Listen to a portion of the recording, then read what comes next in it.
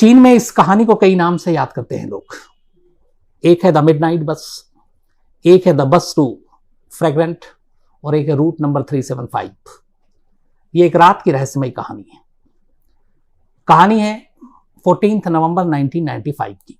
14 नवंबर 1995 Beijing से शुरू होती है यह कहानी। नवंबर का महीना था, ठंड का मौसम था और उस रात ठंड कुछ ज्यादा ही थी, कोहरा भी था। और उसी रात 14 नवंबर यानी 1995 को बीजिंग में रूट नंबर 375 की एक बस चलती है। इस बस को yuan Ming yuan bus terminus पर पहुंचना था और यह उस रात की आखिरी बस थी। बल्कि yuan Ming yuan bus terminal से यह बस चली थी और इसकी आखिरी डेस्टिनेशन थी, मंजिल थी, वो थी जियांगशान फ्रेग्रेंट हिल्स। ये उसका आखिरी स्टॉपेज था और ये बीजिंग में ही लोकल बस थी। तो रूट नंबर 375 था इसका, जैसे हर शहर में अपने अपने अलग अलग रूट नंबर की बस होते हैं। तो रात का वक्त था और ये आखिरी बस थी। अपने वक्त से ये बस चली और टर्मिनस से निकली, कई मुसाफिरों को अलग अलग स्टॉप पर उतारते हुए। आखिर में इस बस को अभी कम से कम 5 से 7 स्टॉप और पूरे करने थे, तब ये अपनी मंजिल पर पहुंचती, फ्रेग्रेंट हिल्स पर। इस बस को एक ड्राइवर चला रहा था और साथ में कंडक्टर जो थी वो लेडी थी। मंजिल पर पहुंचने से करीब 6 स्टॉप पहले इस बस में एक कपल सवार होता है और उनके साथ साथ एक बुजुर्ग लेडी सवार होती और एक यंग लड़का। तो 4 लोग इस बस में सवार होते हैं। इससे पहले के सारे मुसाफिर इस बस से उतर चुके थे। अब सिर्फ बस के अंदर ये 4 लोग और 2 स्टाफ, एक ड्राइवर और एक लेडी कंडक्टर। बस चल पड़ती है और बिल्कुल सब कुछ ठीक था। ठंड ज्यादा थी तो और सन्नाटा भी था क्योंकि आखिरी बस थी और लोग ठंड में बहुत कम बाहर निकलते हैं। और ये बस जिस रूट से निकल रही थी वो शहर का आउटस्कर्ट भी था, तो खामोशी भी थी। सिर्फ बस के इंजन की आवाज और जो एक बस का शोर सुनाई देता है, बस वही सुनाई दे रहा। करीब मंजिल से 4 स्टॉप पहले अचानक ड्राइवर को एक बस स्टॉप पर, जहां पे इसको रुकनी थी, बस स्टॉप इसके लिए निर्धारित थी, 2 लोग नजर आते हैं बस स्टॉप पे खड़े हुए। ड्राइवर को पता था कि ये मुसाफिर हैं, पैसेंजर हैं। वो बस रोक देता है। बस के अंदर जैसा मैंने आपको बताया कि सन्नाटा था, सिर्फ 4 मुसाफिर सवार थे, एक बुजुर्ग लेडी, एक यंग लड़का और एक कपल। तो वो 2 लोगों को देखकर ड्राइवर गाड़ी रोकता है। दोनों मुसाफिर बस के पिछले दरवाजे से जब अंदर दाखिल होते हैं तो अचानक दिखता है कि वो 2 नहीं 3 है। उन दोनों ने बीच में एक किसी तीसरे शख्स को इस तरह से पकड़ रखा था जैसे वो उसको सहारा दे रहे हैं। तो जब वो बस के अंदर दाखिल होते हैं, जब वो तीसरा शख्स, हालांकि उनका चेहरा साफ दिखाई नहीं दे रहा था, उसकी वजह ये थी कि इन तीनों ने ट्रेडिशनल पुराने दौर के चाइनीज ड्रेस पहन रखे थे। और वो बड़ी अजीब बात थी, उस बस के अंदर जो 4 लोग थे उन्होंने जब देखा तो उन्हें बड़ा अजीब लगा। एक तो सन्नाटा, ऊपर से पहले 2 दिखाई दिए, फिर तीसरे को एक वो सहारा देकर ऊपर चढ़ रहे हैं। उनके ड्रेस अजीब, उनके चेहरे की पूरी साफ साफ तो उनका चेहरा नहीं दिखा जा रहा था, लेकिन चेहरे भी कुछ अजीब अजीब से लग रहे थे। तो सवार होते हैं और पीछे की तरफ बैठ जाते हैं। उनको देख के बस में सवार 4 मुसाफिर घबरा जाते हैं। उसकी वजह यह थी कि उनका एक तो ड्रेस, हाव भाव और जिस तरीके से वो तीसरे को लेकर सवार हुए थे। लेकिन अभी वो घबराते और ये सारी चीजें होती तब तक अगला स्टॉप आ गया और उस स्टॉप पे उस कपल को उतरना था। तो दोनों कपल बस से उतर जाते हैं। बस स्टॉप पर बस आगे बढ़ जाती है। अब बस में सिर्फ एक बुजुर्ग लेडी, एक यंग लड़का और वो जो 3 मुसाफिर आखिर में सवार हुए थे वो पीछे बैठे हुए, और बस का ड्राइवर और कंडक्टर लेडी। बस फिर चल पड़ती है। लेकिन बस के अंदर अब अजीब सी खामोशी थी। बुजुर्ग जो है वो बस के बीच वाली सीट पर बैठी हुई थी और उसके ठीक सीट के अगली सीट पर वो लड़का बैठा हुआ था और वो तीनों मुसाफिर पीछे बैठे हुए थे। लेकिन उस बुजुर्ग महिला की बार बार नजर पीछे की तरफ जा रही थी और वो जब पीछे देखती वो घबरा जाती, चौंकती। काफी वक्त इसमें निकल गया। इसके बाद अचानक वो बुजुर्ग लेडी खड़ी होती है और जोर जोर से चीखने लगती है। जो उसके आगे लड़का बैठा हुआ था वो उसके कपड़े पकड़ लेती है और एक तरह से उसे लगभग डांटने लगती है कि मेरा पर्स गायब है और तुमने मेरा पर्स चुराया। लड़का अचानक घबरा जाता है कि ये क्या हुआ बुजुर्ग लेडी को, वो आगे बैठा हुआ पर्स कैसे चुरा सकता है। लेकिन वो चीखती है, वो उससे लड़ने लगती है। थोड़ी देर के बाद लड़के को भी गुस्सा आता है, वो भी लड़ने लगता है कि मैं चोर नहीं। ये माँ जो दोनों के बीच झगड़ा हो रहा था, इसकी आवाज कंडक्टर और ड्राइवर तक जाती है। कंडक्टर पीछे आती है, पूछती क्या हुआ है, तो बताती है कि इसने मेरा पर्स चोरी किया है, और दोनों लड़ रहे हैं। इससे फिर वो जो बूढ़ी औरत है वो कहती है कि अगले स्टॉप पे आप बस रोको, मुझे पुलिस में कंप्लेंट करनी है, पुलिस को बुलाना है, और मेरा पर्स इसने चुराया और मुझे इसको पुलिस के हवाले करना है।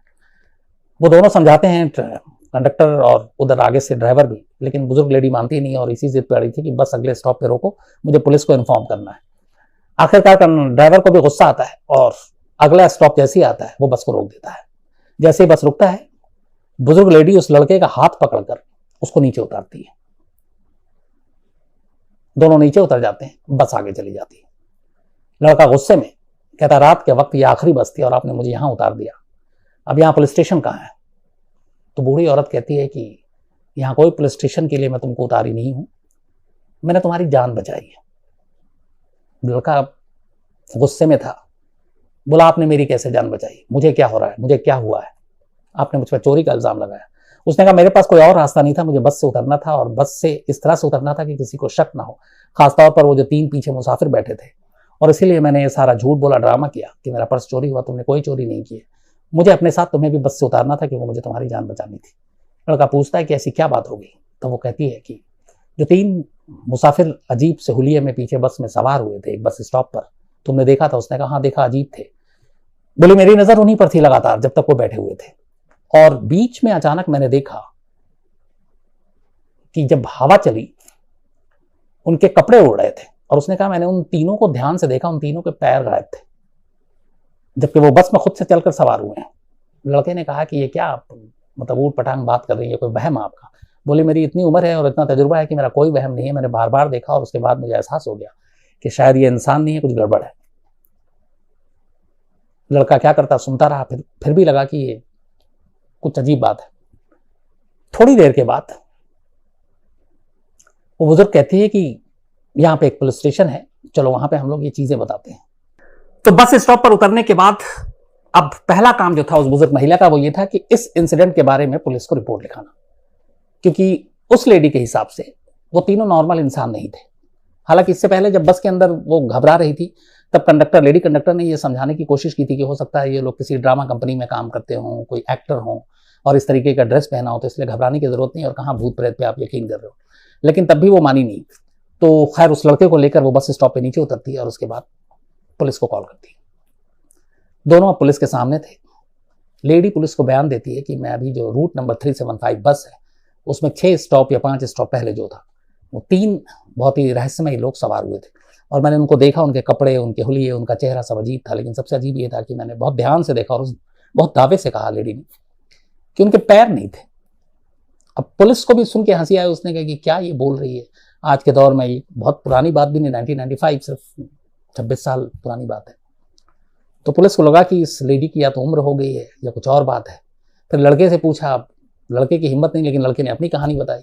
कैसे अचानक बस में, हाँ 3 लोग जो कह रही है वो सही थे, सवार हुए थे और हम साथ में सवार हुए थे, लेकिन फिर ये जो लेडी है ये मुझसे लड़ने लगी कि मैंने पर्स चुराया, और अचानक शोर करके इन्होंने ड्राइवर को मजबूर किया, बस को रुकवा दिया, और हम दोनों रात को बस स्टॉप पे उतर गए। उसके बाद उन्होंने ये कहानी बताई जो आपको बता रहे हैं। तो पुलिस ने दोनों की बात सुनी। पुलिस को लगा कि ये लोग यूं ही हैं और कोई इसमें सिर पैर है नहीं कहानी में, उन्होंने कहा वहम होगा। तो रिपोर्ट तो नहीं लिखी, उन्होंने कहा ठीक है आप लोग जाइए, हम देख लेंगे, चलता कर दिया। अब लेडी वहां से अपने घर और वो लड़का अपने घर चले गए। बात आई गई हो गई। 14 नवंबर की रात बीत गई। 15 नवंबर की सुबह अचानक जिस बस डिपो में ये बस को पहुंचना था, फ्रेग्रेंट आखिरी हर इस जगह पे होता है, अपने डिपो में बस पहुंच जाती है। तो जिस जगह पे ये लेडी और लड़का उतरा था उसके बाद 4 स्टॉप और थे। 4 स्टॉप के बाद इस बस को अपनी मंजिल पर पहुंचना था और जाकर बस डिपो में बस खड़ी कर देनी थी, अगले दिन फिर ड्यूटी होती। लेकिन ये बस 14 नवंबर की रात पहुंची नहीं इस बस डिपो में। सुबह तक वो बस आई नहीं। जो बस डिपो का इंचार्ज था उसने सारा पता किया, तो पता चला कि आखिरी बस स्टॉप 4 पहले इस डिपो से इस बस को देखा गया था और उसमें मुसाफिर भी थे, सब कुछ थे, लेकिन उसके बाद से बस गायब है। न सिर्फ बस गायब है बल्कि बस का ड्राइवर और बस की कंडक्टर दोनों गायब है बस के साथ साथ। तो हर तरफ उन्होंने अपने लेवल पे पता किया। जब कहीं से बस का सुराग नहीं मिला तब उन्होंने पुलिस में जाकर कंप्लेंट कर दी। कि एक सरकारी बस जिसका नंबर ये है, रूट नंबर 375 है, जो यहाँ से यहाँ तक चली थी, 4 स्टॉप तक वो बस दिखाई दी, मुसाफिर भी थे, और उसके बाद वो बस गायब हो गई। तो जिस 4 स्टॉप से पहले की बात ये हुई, इत्तेफाक से उसी स्टॉप पे ये लेडी और वो लड़का उतरा था। तो जब रिपोर्ट लिखाई गई तो पुलिस स्टेशन ने आसपास के तमाम थानों में, उस रूट पे जितने भी थाने पड़ते थे, वहां पे इन्फॉर्म कर दिया कि रूट नंबर 375 बस कल डिपो में नहीं पहुंची और उसके बाद से कंडक्टर और ड्राइवर समेत गायब है। अब पुलिस ने तलाश करना शुरू किया। इत्तेफाक से 4 स्टॉप पहले उस रात जो लेडी और लड़का उतरा था, उस पुलिस स्टेशन में भी इस बस की मिसिंग की खबर आई। जैसी खबर आई, पुलिस वालों को याद आया कि रात एक लेडी और एक लड़का आए थे पुलिस के पास कंप्लेंट लेकर कि एक बस थी जिसमें 3 अजीब लोग थे, शायद भूत थे, क्या थे, और उन्होंने उसको चलता कर दिया था क्योंकि उनकी बातें मानने लायक थी नहीं। अब जब रिपोर्ट आ गई है और रिकॉर्ड पे आ गई कि वो बस ही गायब हो गई, तब पुलिस वालों के कान खड़े हुए। खैर, उन्होंने जाने से पहले उनके नंबर और एड्रेस ले लिए थे, उस लेडी के भी और लड़के के भी। उसके बाद पुलिस ने उन दोनों को बुलाया और अब बड़ी सीरियसली उनको लिया और उनसे पूछताछ की। उन दोनों ने वही कहानी रिपीट की कि कैसे बस में सन्नाटा था, फिर 3 लोग चढ़ते हैं, तीनों अजीब थे, और डर के मारे उस बुढ़िया ने कहा कि मैंने देखे उनके पैर नहीं, हुलिया नहीं, इंसान लगे नहीं, तो मुझे लगा और बस में कोई मुसाफिर था नहीं, ये एक लड़का था, इसकी भी जान खतरे में थी, तो मैंने इसलिए इसके ऊपर चोरी का इल्जाम लगाकर बस में हंगामा ड्रामा किया और फिर मौका देखते ही ड्राइवर को मजबूर करके बस स्टॉप पे बस रुकवाई और हम दोनों उतर गए ताकि इसकी भी जान बच जाए। अब ये बात पुलिस ने लिखी, इसके बाद ये खबर मीडिया में लीक हो गई। उधर बस के गायब होने की थी कि क्योंकि एक ड्राइवर या कंडक्टर गायब हो और पूरी की पूरी बस समेत गायब हो जाए तो ये अपने आप में एक बड़ी चीज होती है। तो मीडिया में भी खबर आ गई। मीडिया में जब ये खबर आई तो पुलिस के जरिए इस लेडी और इस लड़के की कहानी भी मीडिया तक पहुंच गई। फिर क्या था, देखते ही देखते अगले दिन यानी कि 15 नवंबर की शाम को वहां के टेबलाइड इवनिंग न्यूज़पेपर जो है, बीजिंग इवनिंग न्यूज, उसमें ये स्टोरी फ्रंट पेज पर मिसिंग बस की और इस लेडी और लड़के की कहानी। इसके अलावा बीजिंग के जो लोकल चैनल हैं वहां पर ये दोनों लेडी और लड़कों के इंटरव्यू की बाढ़ लग गई। सारे चैनल पे ये दोनों अपनी कहानी बता रहे हैं, वही कहानी जो उन्होंने पुलिस को बताई। और अब इतनी तरह की बातें होने लगी कि एक बस चली, बस गायब हो गई, गायब होने से पहले उसमें 3 रहस्यमयी लोग सवार हुए और एक आई विटनेस लेडी ने खुद अपनी आंखों से देखा और उसके बाद किस तरह से उसने सारा ड्रामा करके एक बच्चे की भी जान बचाई अपने साथ बस से उतरकर। और उनके उतरते ही उसके बाद 4 स्टॉप के बाद बस डिपो पे बस पहुंचनी थी, लेकिन बस पहुंची नहीं और बस गायब हो गई। तब सारी बातें हो रही हैं, मीडिया में खबरें आ रही हैं, फ्रंट पेज पे आ रही है। इधर बस की तलाश, बस कहीं मिल नहीं रही है। 2 दिन बीत गए, 14 तारीख की रात की बात ही, अब 16 नवंबर आ गया। 16 नवंबर को अचानक खबर मिलती है कि जिस डिपो में इस बस को पहुंचना चाहिए था या जिस जगह पे वो लेडी और बच्चा लड़का उतरा था उस बस से, उससे करीब 100 किलोमीटर दूर फ्रेग्रेंट हिल्स के पास एक नदी में एक बस डूबी हुई है। पुलिस की टीम मौके पे पहुंचती है, बस को निकाला जाता है। वो बस वही 375 रूट नंबर की बस थी। बस के अंदर से कुल 5 लाशें निकलती हैं, एक ड्राइवर की, एक लेडी कंडक्टर की और 3 और लाशें। लेकिन जब ये लाशें निकाली गई तो वहां पे जितने मौजूद लोग थे और पुलिस और डॉक्टर सारे, वो सारे सहम जाते हैं और घबरा जाते हैं, इसलिए कि उन 5 लाशों में से 2 लाशें तो बिल्कुल ठीक थी, ड्राइवर और लेडी कंडक्टर की, लेकिन जो बाकी की 3 लाशें थी वो ऐसी लग रही थी कि पूरी तरह से डिकम्पोज हो चुकी थी, सड़ गई थी, गली हुई थी, और लग रहा था कि न मालूम इनकी मौत को कितना अरसा हो चुका है। जबकि सिर्फ 2 दिन पहले ये बस गायब हुई थी, 14 नवंबर 1995 को, और 16 नवंबर 1995 को ये बस नदी से बरामद हो गई। 2 दिनों में बॉडी इस तरह के से डिकम्पोज नहीं होती। गर्मी भी हो बहुत ज्यादा तो भी इस हालत में नहीं होगी, जबकि वहां नवंबर का महीना और ठंड बहुत तेज और पानी के अंदर बस, और उसमें फिर अगर सारी डिकम्पोज होनी है बॉडी तो फिर ड्राइवर और कंडक्टर की क्यों नहीं हुई, सिर्फ उन 3 की क्यों हुई जो मुसाफिर थे, जो रहस्यमयी थे, जिसकी कहानी वो लेडी और उस लड़के के जरिए पता चली। तो अब जो फॉरेंसिक हैं, जब पोस्टमार्टम हुआ वो भी हैरान, और उनका कहना था कि ये तीनों, इनकी मौत अभी नहीं हुई है, ये 3 बॉडी बहुत पुरानी है। अब सवाल ये था कि क्या लाश बस में चढ़ी थी, क्या वो इंसान वाकई में नहीं थे, कोई भूत प्रेत था। अब आज के दौर में ये सारी चीजें आदमी बिलीव तो करता नहीं है, मैं खुद इन चीजों को नहीं मानता हूं, लेकिन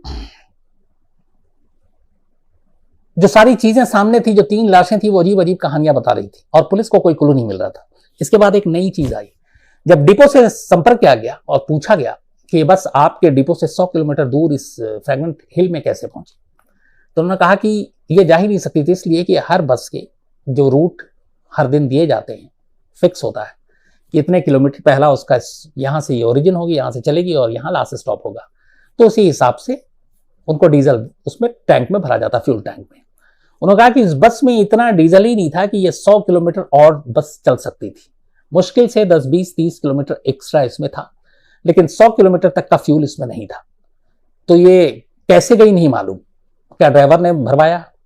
अगर उसने भराया तो क्यों भराया? क्योंकि वो भरा नहीं सकता है, सरकारी पेट्रोल पंप जो उनका अपना डिपो होता है वहां पे भरता है। तो जब ये बात पुलिस और एजेंसी, जो इन्वेस्टिगेटिंग एजेंसी थी, उनको पता चली, तो उन्होंने फिर उस बस के फ्यूल टैंक को खोलकर चेक किया। जब फ्यूल टैंक को खोला गया तो उसके अंदर से कोई डीजल नहीं मिला, पूरा फ्यूल टैंक ब्लड से भरा हुआ था। अब ब्लड से तो बस चलेगी नहीं। हालांकि उस बस के लिए एक और भी थी कि वो गैस से भी चलती थी, लेकिन फ्यूल टैंक में वो भी देते थे ताकि इमरजेंसी में या खराबी में वो इस्तेमाल हो सके। लेकिन उस फ्यूल टैंक में पूरा ब्लड भरा हुआ था। अब ये एक अजीब चीज थी। इस दौरान में उस वक्त भी चीन में जगह जगह पर सीसीटीवी कैमरे लगे हुए थे, शुरुआत हो चुकी थी। और इत्तेफाक की बात है कि जहां पे ये लेडी और ये लड़का उतरा, उससे पहले के सारे जगह पे जहां जहां सीसीटीवी कैमरा थे उसमें वो बस कैप्चर हुई, बस दिखाई दी कि इतने बजे यहां से गुजरी, इस स्टॉप से गुजरी। लेकिन जिस जगह लेडी और वो लड़का उतरा उसके बाद से भी आगे सीसीटीवी कैमरे कई जगह पे लगे हुए थे, लेकिन उसमें बाकी सारी चीजें कैद हुई। वो बस कहीं किसी कैमरे में कैद नहीं हुई। क्यों नहीं हुई, इसका भी जवाब पुलिस के पास नहीं था। तो ये सारे वो सवाल थे जिसकी बीजिंग पुलिस ने पूरी जांच की। लेकिन आज 26 साल हो गए, 14 नवंबर 1995 का मामला है।